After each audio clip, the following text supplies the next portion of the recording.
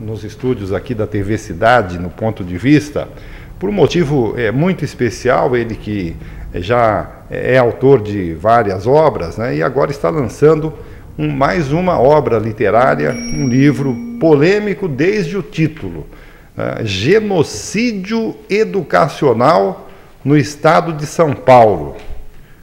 O adulto está perdido, é preciso salvar as crianças. É uma frase de Leonel Brizola. E o livro que eu estou mostrando para vocês é esse aqui.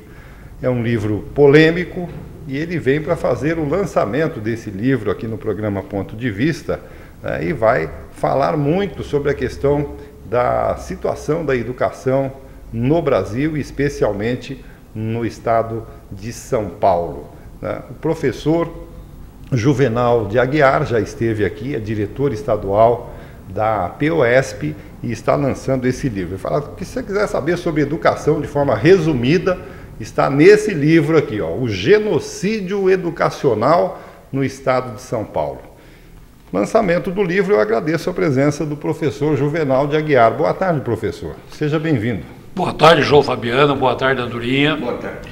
Eu simplesmente escrevi esse livro com a intenção de mostrar aos professores do Brasil, os professores do Estado de São Paulo, e mostrar a todo mundo aquilo que de fato aconteceu ao longo do tempo na educação pública paulista.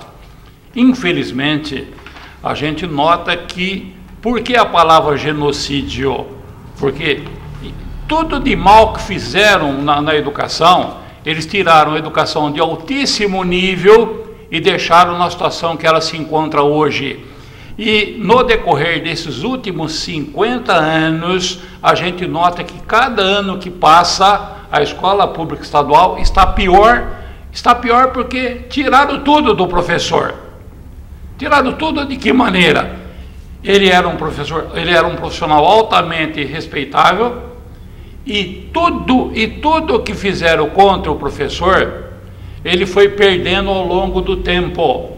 Ele foi perdendo em salário, ele foi perdendo na sua função, e infelizmente hoje é um profissional que quase todas as outras profissões recebem mais que o professor. Isso para nós é lamentável. Professor Juvenal, eu estou vendo a definição de genocídio, começa afirmando o seguinte, que genocídio geralmente é definido como o assassinato deliberado.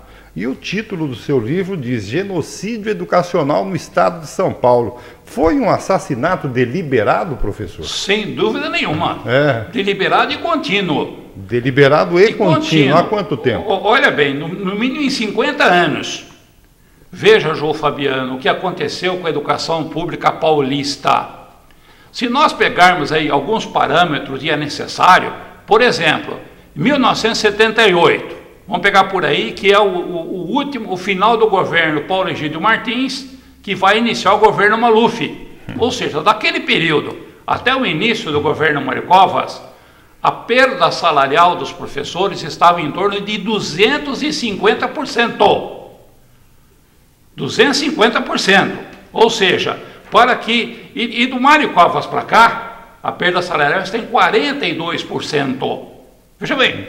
Agora, o professor fala, mas como? Se perdeu mais de 300%, como é que essa matemática? Ou seja, hoje, se a gente pegar o gráfico que está no livro, que mostra a perda salarial, que é calculado pelo Diese, a gente mostra 78 como o índice 100, e hoje menos de 30%.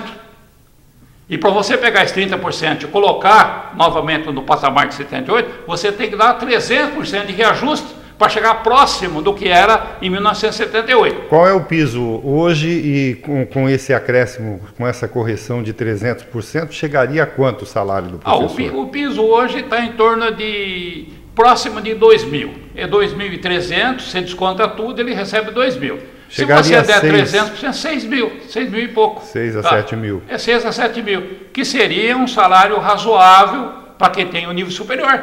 Tá? Nós temos aí a luz no fim do túnel, que é a emenda 17 do Plano Nacional de Educação.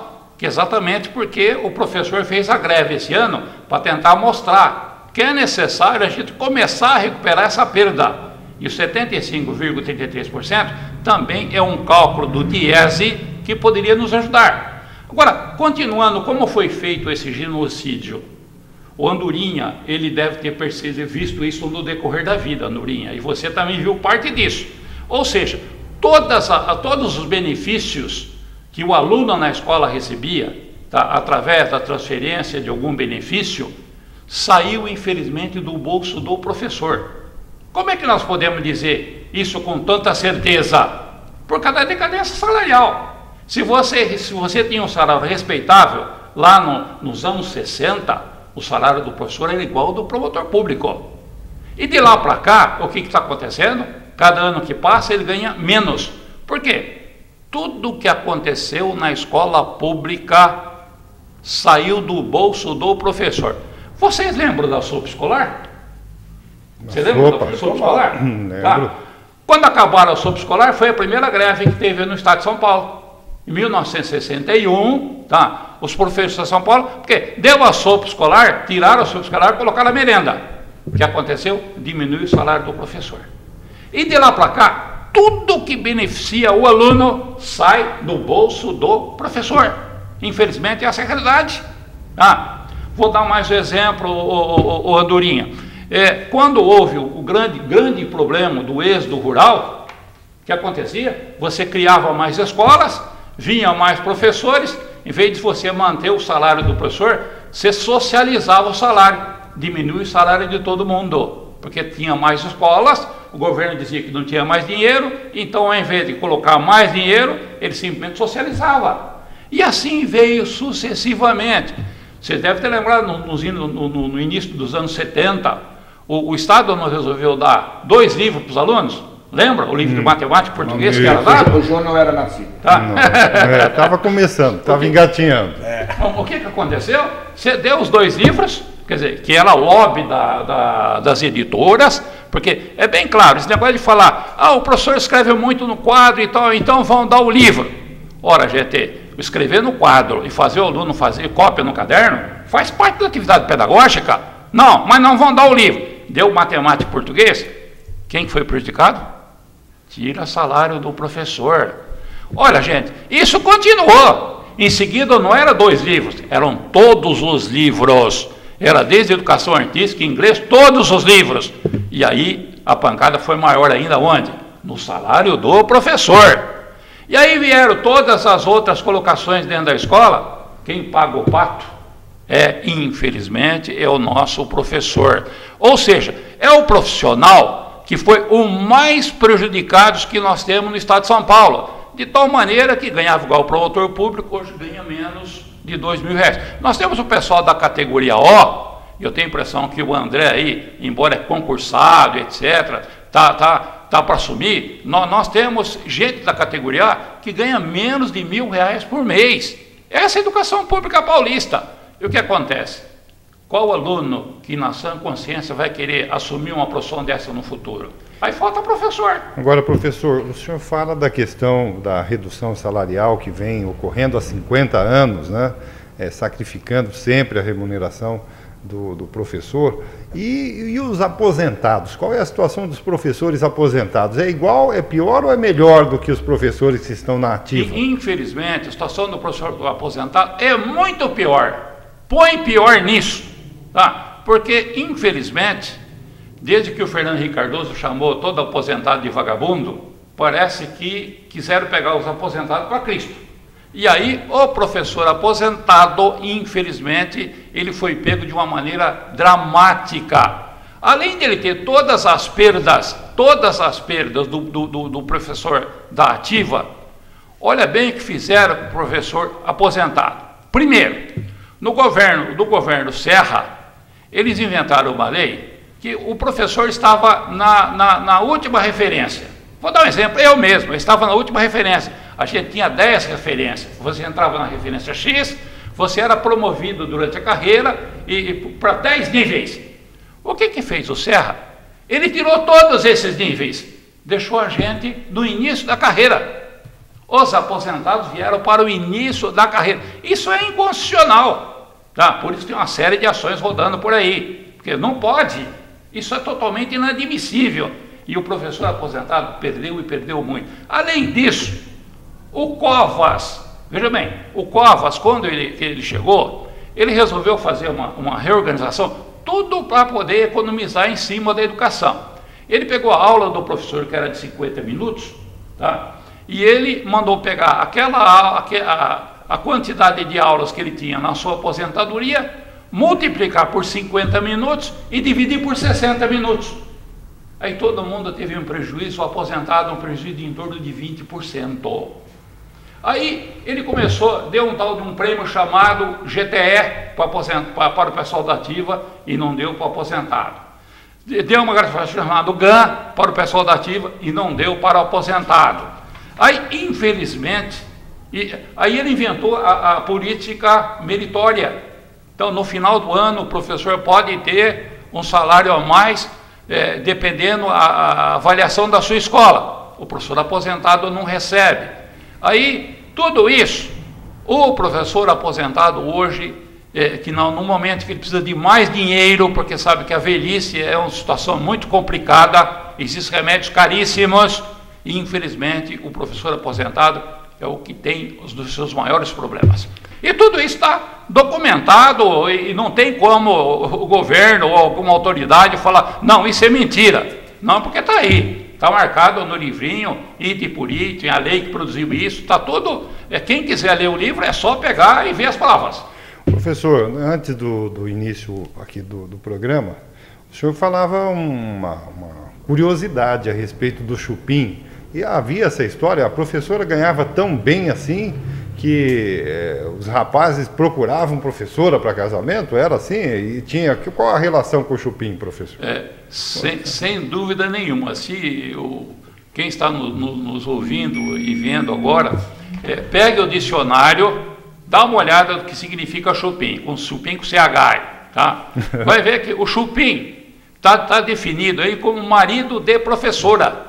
Lá nos anos 60, era uma sorte grande. Aquele que casava com a professora, diziam até para as pessoas, ó, fulano de tal está muito bem, ele casou com uma professora, porque ela tinha um excelente salário. Aí quando veio, agora, o porquê a analogia? A analogia é porque o chupim é aquele passarinho que ele come os ovos do tico-tico, tá? E faz o tico-tico chocar os ovos do chupim. E do mesmo jeito, esse fulano que era casado com a professora, ele vivia e sobrevivia, a profissão dele era ser marido de professora. Isso, por incrível que pareça, está nos dicionários até hoje. É só dar uma olhadinha no dicionário. Agora, infelizmente, nós temos aí, eu estava conversando com o Andorinha. Mas com relação a casamento ainda, quem mais que o Andorinha lembra de casamento, Andorinha? Eu lembro do Maluf. O Maluf? O que tem o Maluf no casamento? O Maluf falou que as professoras não ganhavam mal, elas eram mal casadas. Ah, ele falou? Falou ou não falou? Sim, falou e nenhum professor deve esquecer disso, e aqueles que não sabem tem que saber. Tá? Porque, veja, no início do governo Maluf, aqui do estado de São Paulo só tinha uma tabela de nível superior. A tabela era em 3 níveis. Era o operacional, era o nível médio, tá? E era o superior. Todo mundo superior ganhava igual. Aí veio o Maluf, como a inflação estava alta, veio o professor secundário virou professor 3 e simplesmente ele teve uma queda salarial de 50%. Numa pancada só? Numa pancada só. Maluf tirou 50% daquilo que é o PEB2 hoje. E como o professor foi para a greve, porque não queria jamais perder 50%. E o que aconteceu? Infelizmente, nesse atrito, o Maluf, num determinado momento, falou que as professoras que estavam em greve eram mal casadas e que os professores daquele momento gritavam muito, mas tinham que pensar mais no aluno e socializar um pouco daquilo que ele tinha. A perda salarial do Maluf foi de 50%.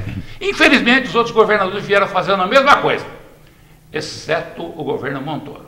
Foi esse que nós temos que reconhecer, que ele tentou e ele devolveu alguma coisa que o Maluf tinha tirado, tá? Só que infelizmente os outros vieram na mesma onda. Com relação ao Montoro, temos que ser franco. Sim. Franco Montoro. Tem que ser franco com ele, sem dúvida nenhuma. Estou vendo no dicionário aqui, realmente, ó, nos estados do Rio de Janeiro, São Paulo e Rio Grande do Sul, adjetiva-se com o seu nome, Chupim, o marido de professora, quando ele vive à custa da mulher.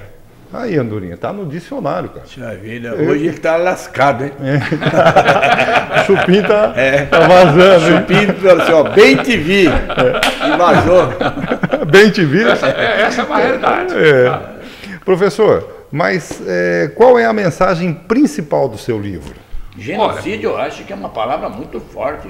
Não, mas tem que ser genocídio porque é para impactar. É para a pessoa ver o genocídio e para ler mesmo o livro. Assusta o professor que está aí. Não, ele conhece essa realidade. O André que chegou agora, ele sabe da situação da escola pública hoje. Tá? Qual é o objetivo do livro? É mostrar que, infelizmente, os vários governadores que nós tivemos, inclusive o atual, procura jogar a população contra os professores. Em qualquer momento de greve, o professor ele vai para a greve porque ele não aguenta mais. Essa que é a grande realidade. Ninguém gosta de fazer greve, mas ele tem que mostrar que algum dia a gente tem que começar a reverter isso. Tá? E o livro tem exatamente esse objetivo, é mostrar tudo de mal que fizeram contra a escola pública, que fizeram contra o professor, e de uma maneira didática, isso está bem colocado no livro, para que as pessoas, se quiserem ter uma sociedade melhor, nós temos que rever tudo isso. Nós temos, de vez em quando você vê alguns desses intelectuais do governo falar que a escola não é nada mais do que o reflexo da sociedade. Nós falamos que é o inverso. Tá? A sociedade é o reflexo da escola. Se você tiver uma escola boa, uma escola que ensina, uma escola que dá valores, tá? Porque, infelizmente, colocaram todas as crianças dentro da escola, mas tiraram os valores da escola. Tá? Você lembra da época que você entrava na escola e tinha lá todo mundo em fila, todo mundo cantando hino nacional, todo mundo respeitando todo mundo? Hoje, infelizmente, não tem a ética, não tem a estética, não tem os princípios morais, não tem os princípios de respeito ao próximo, não tem a responsabilidade. O projeto do Mário Covas foi uma verdadeira calamidade, isso está escrito claramente no livro. A partir do momento que você pega e colocou a promoção continuada, que virou automática, naquela época...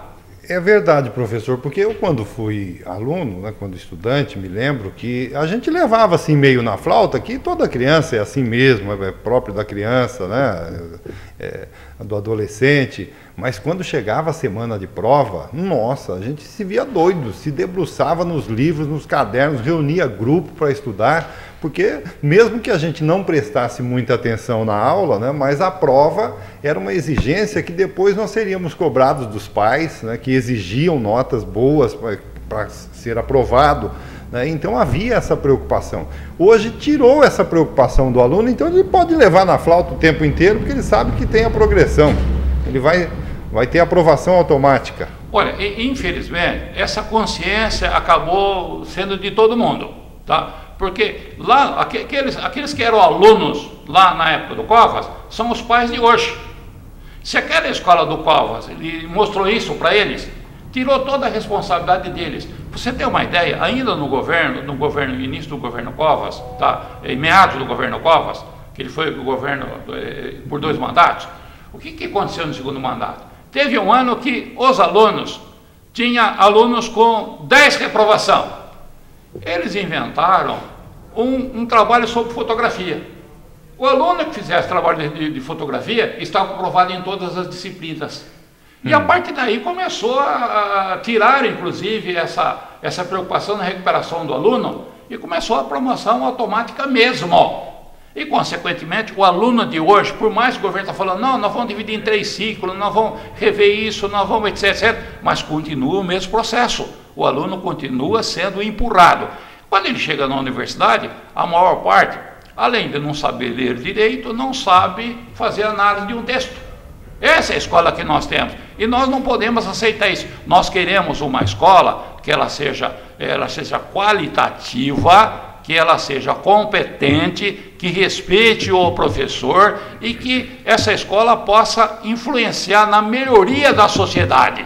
Infelizmente, aqui nós não temos. Agora, essa progressão automática, repórter Andorinha, ela tem, do ponto de vista estatístico e do ponto de vista político, tem um fator muito importante, né? Porque, estatisticamente, vai apresentar um número muito positivo, né, de aproveitamento, de aprovação e também de combate ao analfabetismo, né? E isso, além de ser um problema, né, um defeito no sistema da educação, politicamente ainda é usado estatisticamente como um fator positivo, o repórter Andorinha. O que não reflete a verdade, né? Porque se nós formos analisar aí, a gente vê criança aí do 2º ano que não sabe nada. Que ano? Até o 2º ano. Segundo ano, que não sabe nada, está totalmente ainda analfabeto. E essa estatística de acabar com o analfabetismo. E o professor diz que chegam às vezes na faculdade sabendo quase nada. Você diz que no 2º sabe nada, na faculdade chega sabendo quase nada. Não sabe ler, não sabe escrever, praticamente. Interpretar um texto. Não, interpretar texto não sabe nem no 1º colegial, 2º colegial, a maioria. A maioria não sabe nem o que é isso. Análise morfológica, não sabe nada. Então, infelizmente, né? Infelizmente, nós comentamos aqui, né, Jô? Conversávamos antes do início do programa, falando dessas situações que eu particularmente que vivenciei há muito tempo atrás, né? Que você estudava o ano inteirinho e fazia um exame no final do ano. Passou, não passou, repetente, faz tudo outra vez. Hoje faz aquelas provinhas, faz o que ele falou, faz uma foto, recorta a revista, recorta a jornal, cola no caderno da escola, fez um trabalho, tá bonito o seu trabalho, está aprovado. Professor, a presença da família, a presença dos pais na escola ajudaria bastante, né? E também o senhor escreveu aí o livro, né, trazendo os índices, os problemas todos. Agora, como resolver os problemas da escola? O seu livro também trata ou sugere alguma receita para resolver os problemas? Sem dúvida nenhuma. No livro nós colocamos claramente a maneira de resolver o problema. O primeiro passo, é claro, você tem que devolver à escola o status que ela deve ter. Se faça um planejamento, se recupere o salário do professor, se recupere um planejamento sério para que você possa, de fato, exigir as atitudes comportamentais do aluno. É necessário recuperar o código disciplinar do aluno. A escola não pode ser panaceia. Nós temos que melhorar o estatuto da criança e do adolescente, nós temos que fazer com que o adolescente, além de ele ter os deveres, que ele tenha direito, além dos direitos, que ele tenha os deveres também, tem que cumprir os deveres. Tá? E temos que exigir dos pais.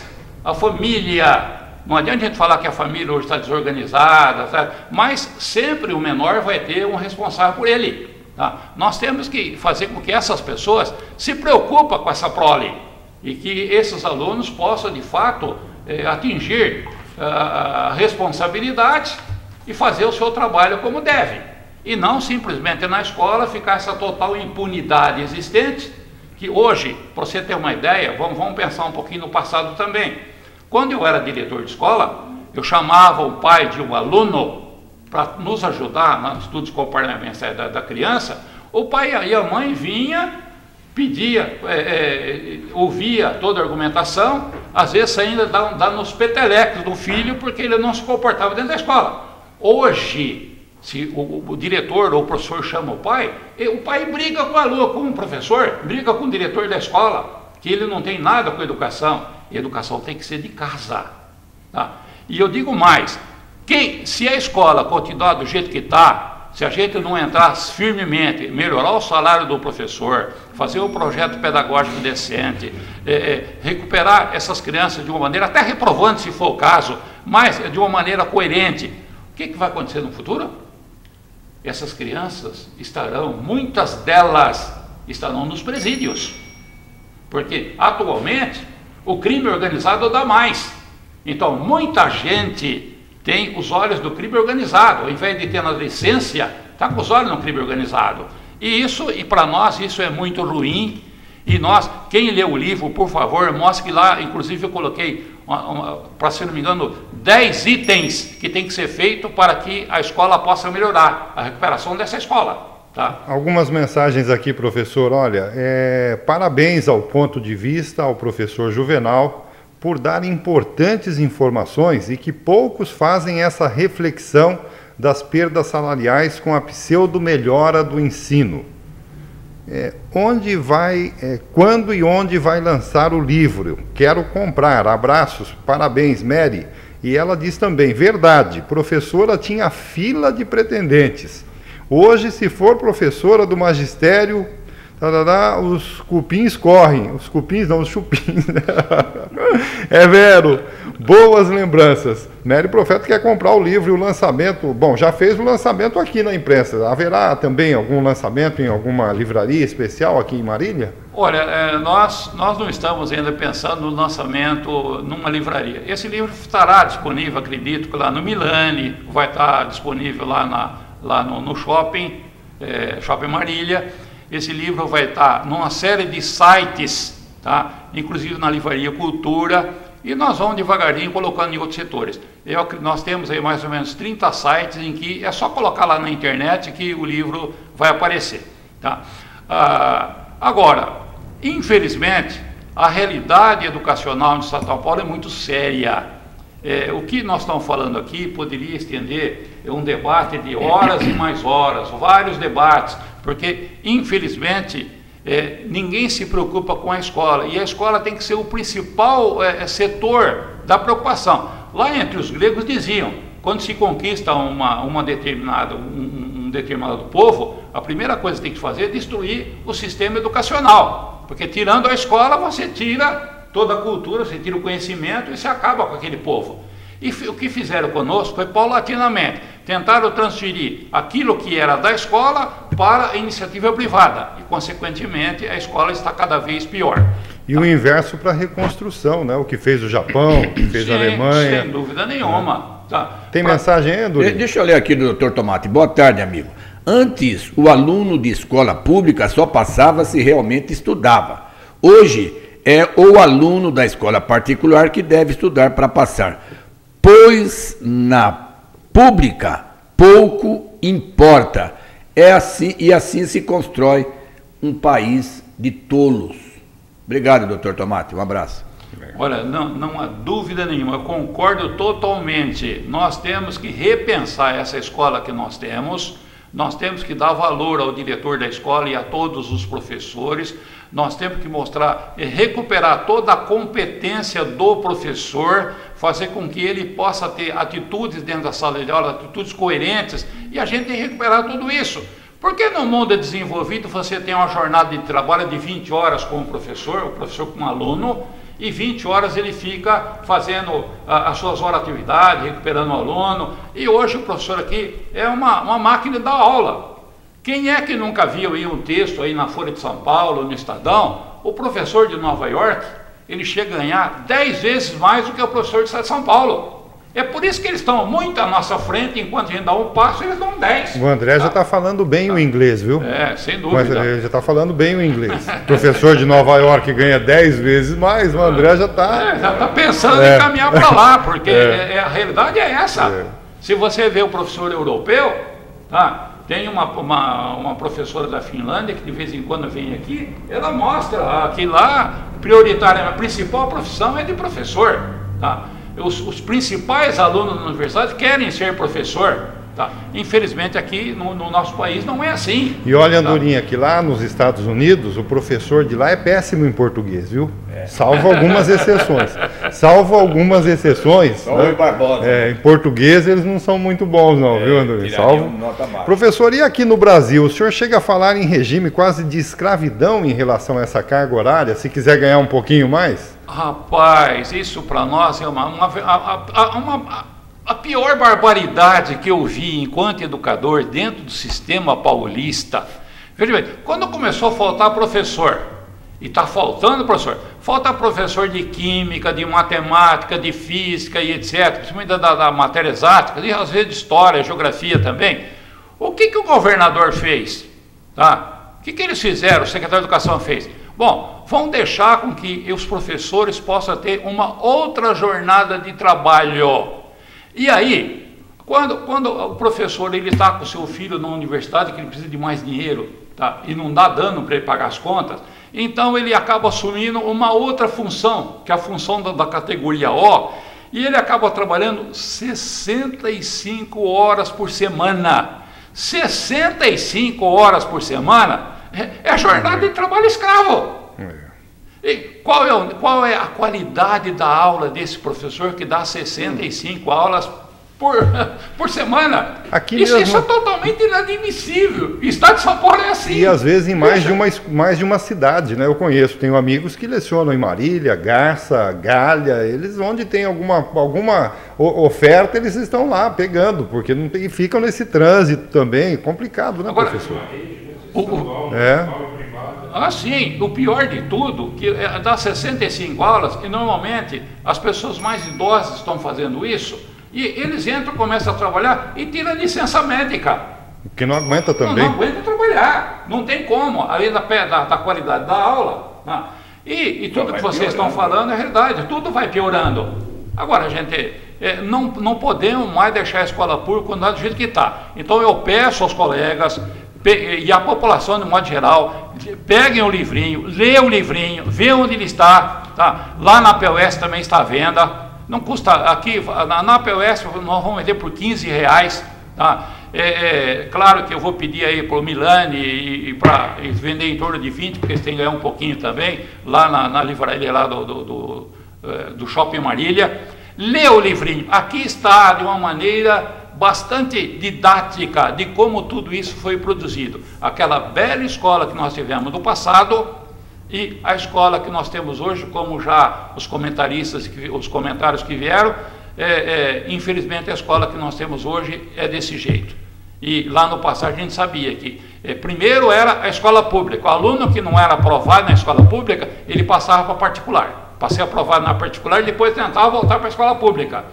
Hoje, infelizmente, a escola pública deixa a desejar. Tem mais uma mensagem nesse sentido aqui. Está absolutamente correto o professor.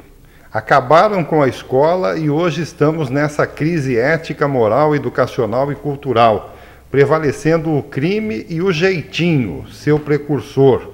Para mim, ele diz, é nítido, antes de 84, ou seja, no regime militar, a escola pública era a referência de qualidade. Depois disso veio acabando, e hoje grande parte é puro ensinamento ideológico esquerdista, com péssima qualidade no conteúdo científico.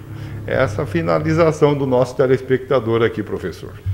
Eu gostaria de comentar também, João Fabiano, que sobre a nossa última greve, porque... É mesmo, o professor esteve aqui durante a greve e até foi necessária uma campanha, porque os professores estavam sem receber os salários, uma campanha para arrecadar donativos para os professores, e depois vocês tiveram uma vitória. O tribunal determinou que o governo pagasse os salários dos professores. Sim, nós tivemos aqui, fizemos aquela campanha, o sindicato aí do Mário Herrera fez uma colaboração muito significativa para nós. Mário, te agradeço aqui no ar publicamente. Tá? Muito obrigado pela ajuda que você deu aí no nosso fundo de greve, como muita gente de Marília colaborou também. Isso é muito bom, essa cooperação entre sindicatos. Obrigado, Mário. Você foi uma pessoa fantástica para nós. Agora veja, Jô, o que aconteceu. Nós fazemos greves, infelizmente, todos os anos. Fazemos por quê? Por causa da realidade que está no livro. Fazemos por causa do que está aqui, mostrando que a escola pública não pode ficar do jeito que está. Agora, no decorrer da greve, o governo vinha na televisão e falava: não, eu acabei de dar 45% de reajuste para os professores, eu não posso dar mais, porque não tem recurso para isso. E não está bom 45%? Se fosse 45%... Tem prefeitura que deu com uma vírgula no meio, 4,5%? Se fosse 45%, acontece que quando eles fizeram o projeto, o que ele fez? O pessoal da Ativa ganhava duas gratificações, uma chamada GTE e uma chamada GAN, gratificações de atividade do Magistério. Ele incorporou aquilo e falou que ele deu reajuste. A totalidade daquilo lá era 12%. Aí a inflação de lá para cá, que simplesmente foi de 29%, o que acontece, gente? Tá? Aí a gente pega o índice do Diese, tá, da inflação, e o reajuste que o governo deu nos últimos 4 anos é simplesmente de 1,7%. E esses dados a Folha de São Paulo também publicou logo que acabou a greve. E o governo diz o tempo inteiro, a partir de 1º de julho nós vamos adotar uma nova política salarial. Nós estamos cobrando, nós estamos no dia 20 de julho e essa política salarial ainda não chegou. Ou seja, a gente precisa recuperar a escola, o salário do professor, consequentemente recuperar a escola pública, e o caminho, o início é a meta 17 do Plano Nacional de Educação, que até o deputado da cidade ajudou a aprovar, tá? Por minha surpresa, tá? Ajudou a aprovar a meta 17, e nós esperamos que a gente consiga implantar essa meta 17, que dá 75,33% de reajuste. É lei. Queremos que o governador cumpra a lei. Depois nós vamos brigar pelo que está faltando. Agora, desse negócio, o governo descontar salário dos professores, fizemos o fundo de greve, aí o Lewandowski, que é o ministro do Supremo Tribunal Federal, ele deu uma liminar dizendo, não, tem que pagar tudo. E agora que o governador disponibilizou para o dia 24, tá? Agora que vai pagar aquilo que ele descontou no mês de maio, mas tem também o que ele descontou no mês de abril, que nós vamos ter que brigar com ele, e tem o mês de junho, que nós vamos ver como é que fica. Tá? Parcialmente ele está devolvendo o dinheiro da turma, mas não é. Lá está escrito que tem que pagar, não pode haver desconto nenhum, tem que devolver tudo. E está mandando repor todo o período, de uma maneira bastante clara. Ele diz que o professor é um tipo de atividade que ele pode repor depois. Se repor, na hora da reposição, ele não vier fazer a reposição, aí desconta. Mas não pode descontar antes, não. Então nós estamos ainda nessa briga. Tá? E eu parabenizo aos professores que fizeram greve, parabenizo também a quem está na sala de aula, aqueles porque sobreviver com esse salário é muito difícil. E a gente espera grandes movimentos e que a sociedade esteja conosco. O Estado de São Paulo, que foi sempre a locomotiva do país, a educação foi sempre a locomotiva, nós queremos que volte a ser. Nós não podemos ter aí, o 17º salário da educação pública do país. Tá? Nós queremos que seja o melhor. E para isso tem condições. Mais uma mensagem chegando e o sinal já bateu, nós vamos ter que encerrar a aula, porque o outro professor, o professor André, está na sala dos professores, né? Aguardando a sua aula aqui também. Mas tem uma mensagem aqui que diz, olha, e veja o contrassenso, após 84 e agora, em sucessivos governos de esquerda, são realizadas greves praticamente programadas, anuais, enquanto que na época do regime não havia greve. E os professores ganhavam no mesmo patamar dos promotores. Pergunte ao professor entrevistado se não é verdade. Será que algum professor teria coragem de fazer greve no regime militar? Não havia o direito a ela. Olha, eu acho que a colega está desinformada. No regime militar, o governo Maluf estava no regime militar ainda. E fez greve. E fizemos uma grande greve, várias greves dentro do regime militar. É claro que houve cavalaria em cima de nós, uma série de coisas, mas nós fizemos várias greves. Tá? O professor, ele faz, toda vez que mexe no seu bolso, ele tenta reagir. E a reação do trabalhador é fazer greve. Eu posso dizer, houve sim. E aí eu sou obrigado a discordar um pouquinho, tá? Em algumas prefeituras, em alguns que é dirigido pela esquerda, tá? Em São Paulo houve greve contra o Haddad. O que o Haddad fez? Não descontou o salário de ninguém, só descontou se não houve a reposição dentro do espírito da lei e fez o reajuste. De tal maneira que o professor aposentado de São Paulo, da cidade de São Paulo, eles recebem de 7 ou 8 mil reais por mês. Tá? O que está faltando para nós, é os 300% do reajuste. Em São Paulo isso acontece. Tá? Nós temos aí também por exemplo, Campinas, quando foi governado pelo PT, o que aconteceu naquela cidade? O prefeito da época, lá, o Toninho, lá, que infelizmente foi assassinado depois, ele fez um estatuto em que todo o pessoal de nível superior sai do mesmo patamar, tá? E o professor de Campinas recebe um excelente salário, tá? Então não é bem o que está falando aí não, tá? Esse colega está desinformado. O que existe de ruim, infelizmente, são os governos do PSDB. Tá. E o final do regime da ditadura, quando ainda era o Maluf, é isso? Ah, sim, sem dúvida. A partir do Maluf que a coisa começou. O senhor disse que foi o pior, né? Pior. No sentido de reduzir o salário. Sem dúvida. Agora, Jô, se você permitir mais um instantinho. Pois não. Além do livro Genocídio, eu também escrevo para crianças. Esse livrinho, um livrinho infantil, tá? Também está sendo lançado nas livrarias, que é a Estripulia do Sapequinha e do Chimbiquinha. Dois cachorro e um gato que brincam o tempo inteiro. É tipo galinha pintadinha. E nós estamos com a minha equipe desenvolvendo um trabalho para que de fato a gente tenha DVD, tenha história em quadrinhos, e a gente vai entrar nessa área também. Embora meu trabalho principal continua sendo a educação. Professor, uma última mensagem aqui. Boa tarde, amigos. Um grande abraço. Um abraço ao professor Juvenal, que tem minha admiração. Jô, para que estudar se sem estudar chegamos até a presidente da República? Abraços. Tá aí o Ricardo lá da Alternativa. E a deputado federal. É o regime da democracia, né? Federal então, também. da democracia. Sem estudo? Com pouco estudo, né? Sem pouco. Vamos melhorar então o texto aqui, né? Professor, obrigado pela sua presença. Vamos receber o próximo professor, né? Obrigado, Juvenal, e boa sorte aí. Parabéns pelo livro. Agradeço o espaço, agradeço o Andorinha espaço. E estou na PUS à disposição para fazer debate, ou na universidade, ou onde quer que seja, porque nós temos que melhorar a escola pública para que a gente possa melhorar a sociedade paulista e brasileira.